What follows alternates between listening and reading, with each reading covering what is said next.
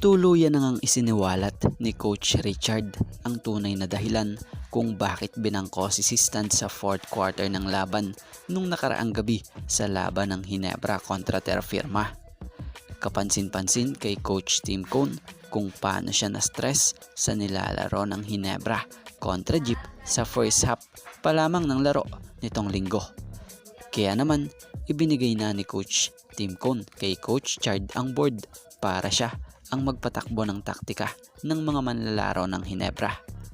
Bad trip nito si Coach Tim.